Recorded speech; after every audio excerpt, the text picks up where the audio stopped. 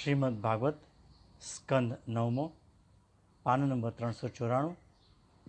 શ્રી ગણેશાય નમઃ, શ્રી સરસ્વતે નમઃ, શ્રી ગુરુભ્યો નમઃ, શ્રી મહાપ્રભુજીને નમઃ, મારા ગુરુદેવ શ્રી વ્રજલાલ જીવનને નમઃ। ઓમ નમો ભગવતે વાસુદેવાય, શ્રી કૃષ્ણ શરણમ મમ। અત્યારે શ્રી રામચંદ્રની કથાનો પ્રસંગ ચાલી રહ્યો છે, એટલે શ્રી હનુમાનજીને પ્રાર્થના કરું છું કે તેઓ અહીં આવે અને ગાદી ઉપર બિરાજમાન થાય। હનુમાનજીને પ્રાર્થના કરું છું, આઈએ પવનસુત હનુમાન, કથા કહો મતિ અનુસાર, પ્રેમ સહિત ગાદી ધરું, પધારીએ પવન કુમાર।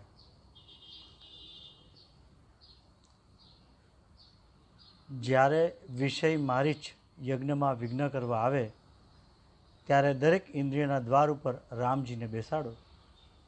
આંખમાં, મુખમાં, કાનમાં ભગવાનને રાખો, એક એક ઇન્દ્રિયમાં ભગવાનને રાખો। રામચંદ્રજીને ઇન્દ્રિયોના દ્વાર પર રાખશો તો મારીચ વિષયો વિઘ્ન કરી શકશે નહીં। મારીચ જલ્દી મળતો નથી।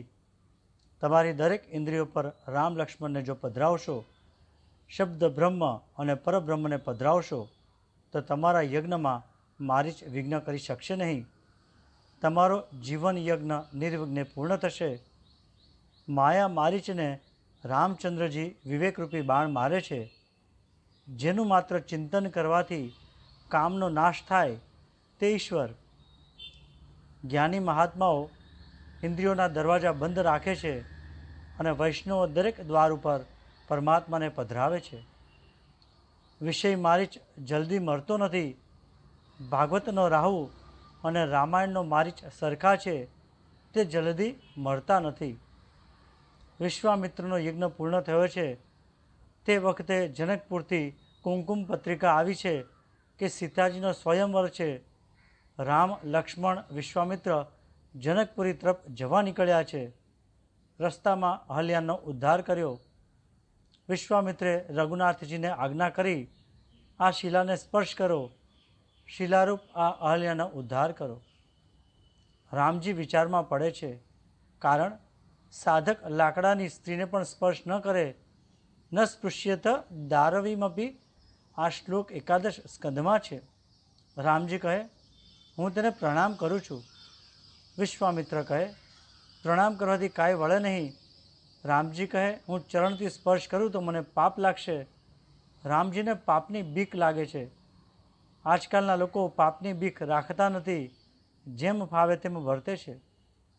હંમેશા પાપની બીક રાખશો તો કલ્યાણ થશે। પાપની બીક અને ઈશ્વરની બીક રાખશો તો નિર્ભય થશો। પરસ્ત્રીને હું વંદન કરું પણ પરસ્ત્રીને સ્પર્શ નહીં કરું। રામજી કોઈ પરસ્ત્રીને અડકતા નહીં, તેમ સીતા પણ કોઈ પરપુરુષને અડકતા નહીં।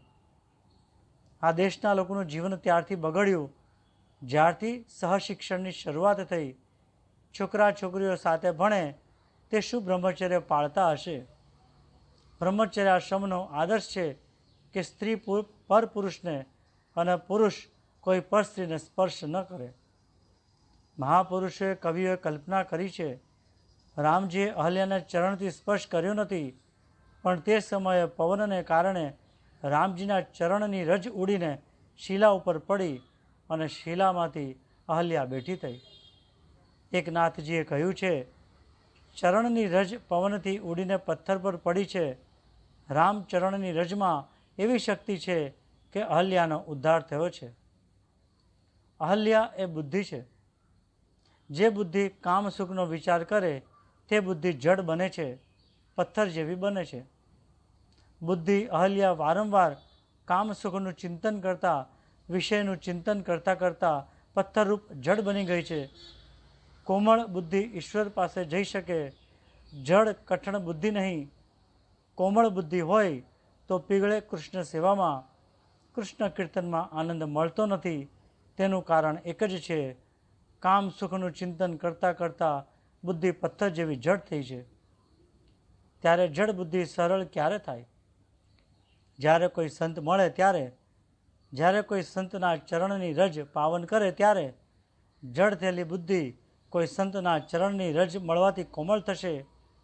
આ કઠણ થયેલી પથ્થર જેવી થયેલી બુદ્ધિ ભગવાનની ચરણ રજનો સ્પર્શ થાય તો કોમળ બને છે. બુદ્ધિ અહલ્યા રામચરણ રજથી શુદ્ધ બને છે. અહલ્યાજી સ્તુતિ કરે છે, મારા પતિએ મને શ્રાપ આપ્યો તે સારું કર્યું, તેથી આપના દર્શન થયા. તે વખતે ગૌતમ ઋષિ આવ્યા, તમે મારી પત્નીને સદગતિ આપી છે. ગૌતમ ઋષિએ આશીર્વાદ આપ્યો, તમારા લગ્ન સુંદર કન્યા સાથે થશે. રામ લક્ષ્મણ જનકપુરીમાં આવ્યા છે. વિશ્વામિત્ર રામ લક્ષ્મણ સાથે જનકના દરબારમાં આવે છે. કુમારોને જોઈ જનક વિચાર કરે છે, આ ઋષિ કુમારો છે કે રાજકુમારો છે? જનક નિશ્ચય કરી શક્યા નહીં. વિશ્વામિત્રને પૂછ્યું, આ બાળકો કોણ છે? વિશ્વામિત્રે કહ્યું, તમે જ નિર્ણય કરો, તમે મહાજ્ઞાની છો. શુકદેવજીના ગુરુજી જનક રાજા છે. જનકનું બીજું નામ પડ્યું છે વિદેહ. દેહમાં હોવા છતાં દેહના ધર્મો જેને સ્પર્શ કરી શકતા નથી તે વિદેહ, જીવતે મુક્ત. ધર્મરાજાએ જ્ઞાનીની વ્યાખ્યા આપેલી છે કે બ્રહ્માનુભવમાં જેને વિષય રસનું ભાન ન રહે તે જ્ઞાની. આસક્તિ અને અભિમાન જીવને બંધન કરનાર છે. જ્ઞાની આ બંનેને તજે છે.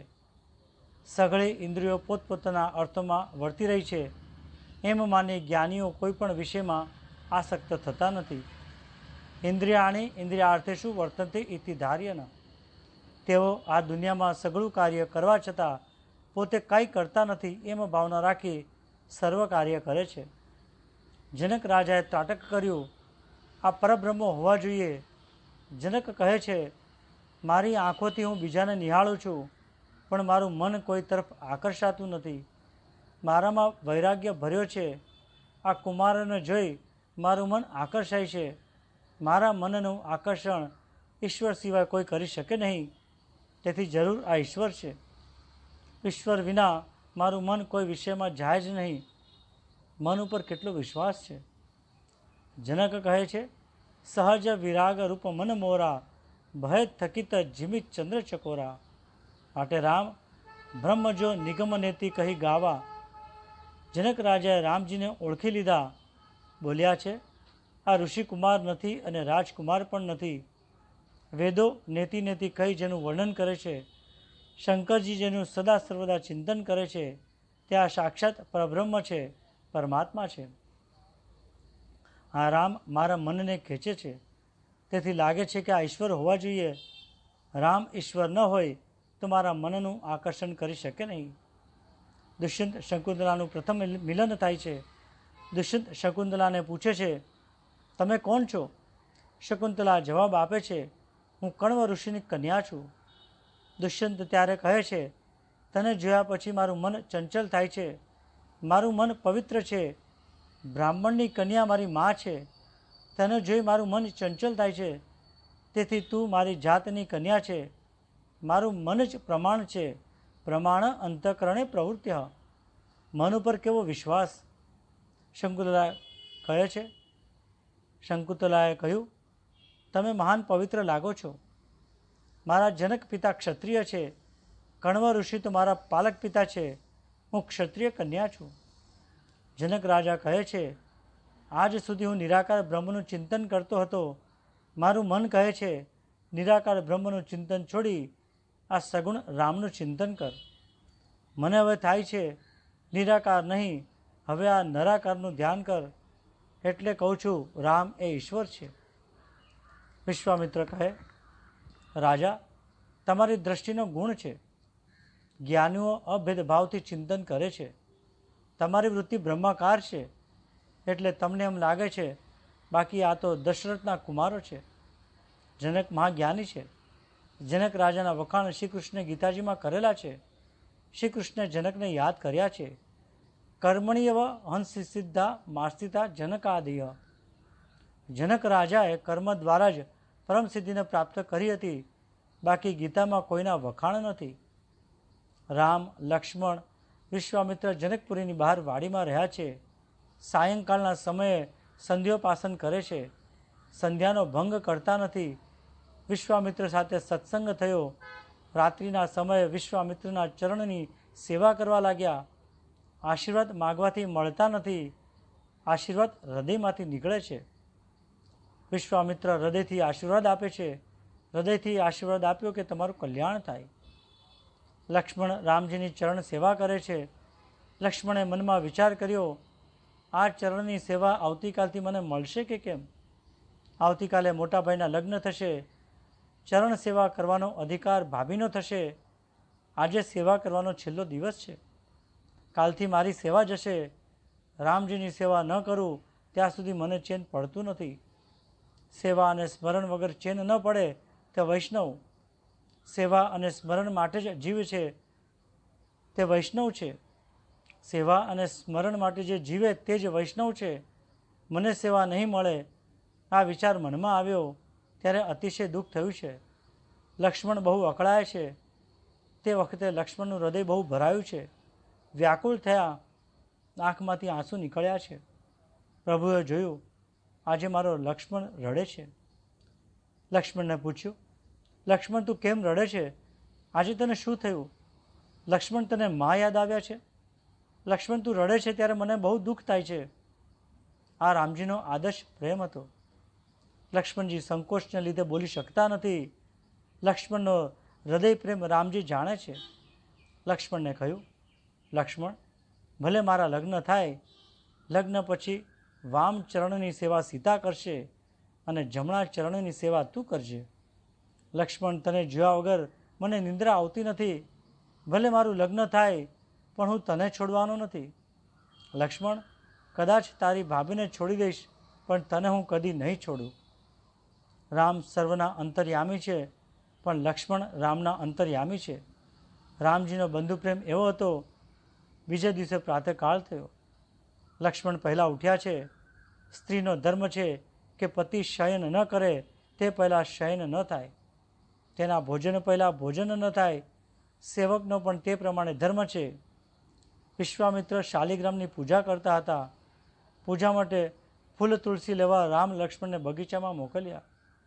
રામ લક્ષ્મણ પૂજા માટે બગીચામાં ફૂલ તુલસી લેવા આવ્યા છે.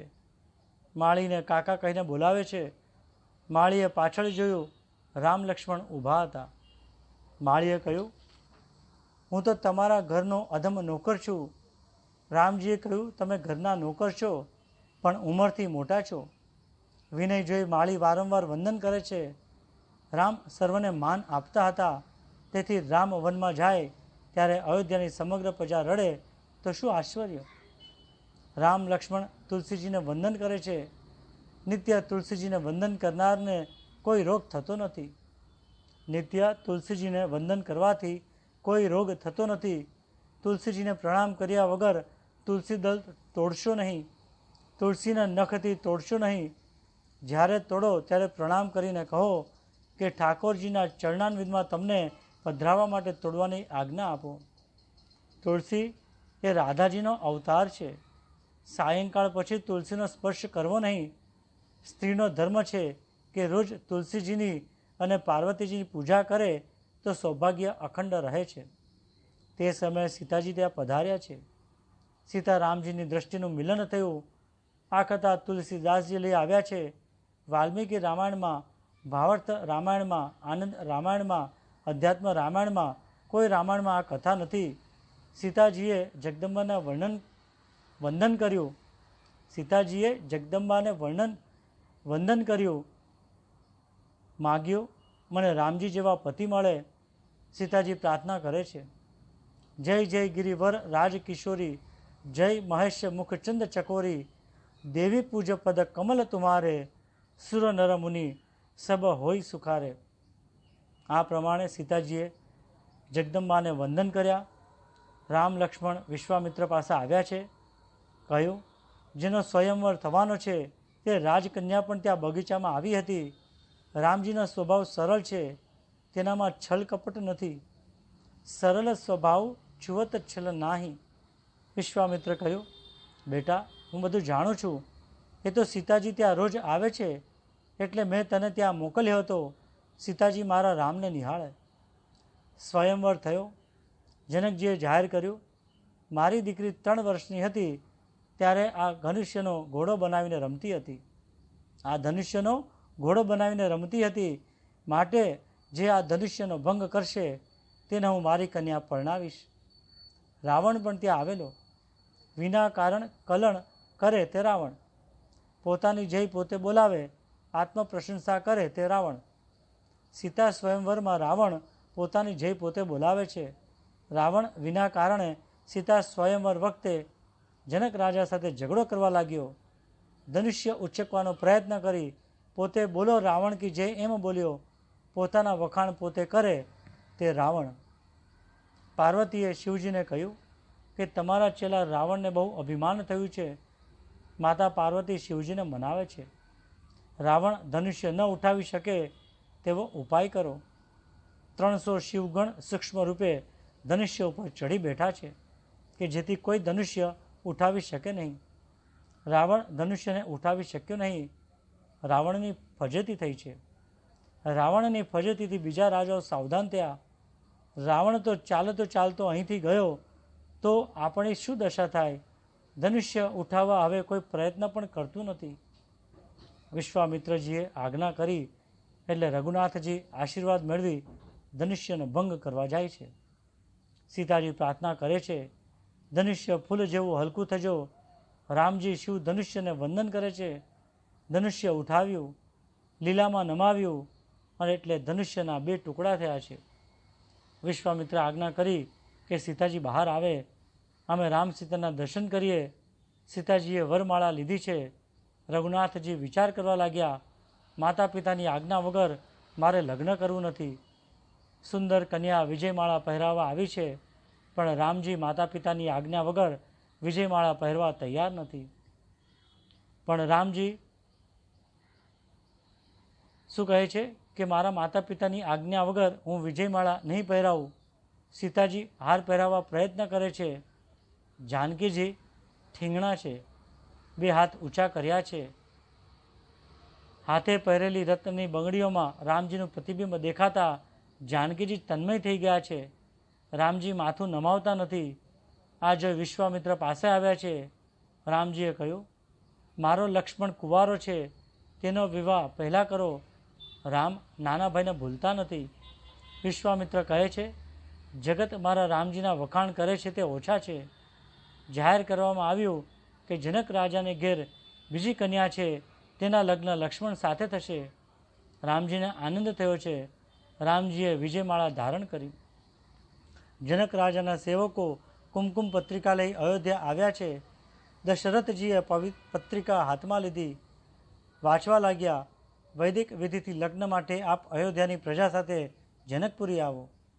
દશરથજીને અતિ આનંદ થયો છે. હૃદય ભરાયું છે. સેવકને 9 લખો હાર દશરથજી આપવા લાગ્યા છે. સેવક કહે, હાર અમારાથી લેવાય નહીં, અમે કન્યા પક્ષના છીએ. પ્રાતઃકાળમાં વશિષ્ઠ વગેરે સાથે દશરથજીએ જનકપુરી આવવા માટે પ્રયાણ કર્યું છે. રસ્તામાં શુભ શુકન થયા છે. 2 બ્રાહ્મણો તેમજ સૌભાગ્યવતી સ્ત્રી માથે બેડું લઈને બાળક સાથે સામે મળ્યા છે. જાન જનકપુરી આવી છે. જનક અને દશરથ મળ્યા છે. જનકપુરીમાં સ્વાગત થયું છે. વિશ્વામિત્ર સાથે રામ લક્ષ્મણ આવ્યા. રામ લક્ષ્મણ પિતાજીને પ્રણામ કરે છે. નારદજીએ લગ્નનું મંડપ મુહૂર્ત આપ્યું છે. માગશીર્ષ માસ સુદ પાંચમ અને ગૌરજ સમય. જાન આવી ધનતેરસે અને ગઈ છે વસંત પંચમી પછી. આ તો રઘુનાથજીનું લગ્ન છે. રઘુનાથજી લગ્ન કરવા જાય છે ત્યારે કામદેવ ઘોડો થઈને આવ્યો છે.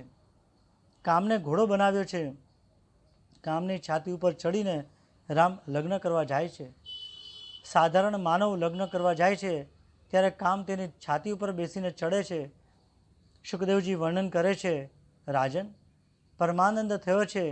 ભગવાનને સુવર્ણ સિંહાસને પધરાવ્યા છે. એક બાળકને એક કન્યાનું દાન કરવાનું છે.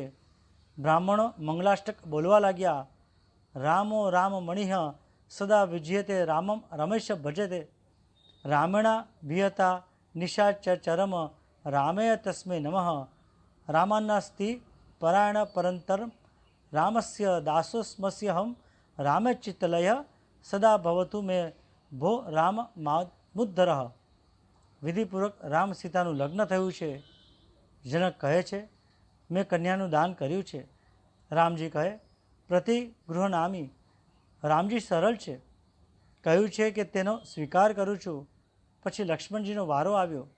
લક્ષ્મણજી કહે, અમે ક્ષત્રિયો દાન આપીએ છીએ, અમે દાન લેતા નથી. હું પ્રતિગૃહાણામી નહીં બોલું. ગોર મહારાજે કહ્યું, તમારા મોટા ભાઈ તો બોલ્યા છે. લક્ષ્મણજી કહે, એ તો ભોળા છે, મારે પ્રતિગૃહાણામી બોલવું નથી. રામજી સમજાવે છે, લક્ષ્મણ બોલવું પડે. લક્ષ્મણ કહે, તમે બીજું કહો તે કરવા તૈયાર છું, પણ દાન તરીકે કન્યા નહીં સ્વીકારું, પ્રતિગૃહનામાની નહીં બોલું. વિશ્વામિત્ર સમજાવે છે, આ શબ્દ બોલ્યા વગર લગ્ન પાકું ન કહેવાય.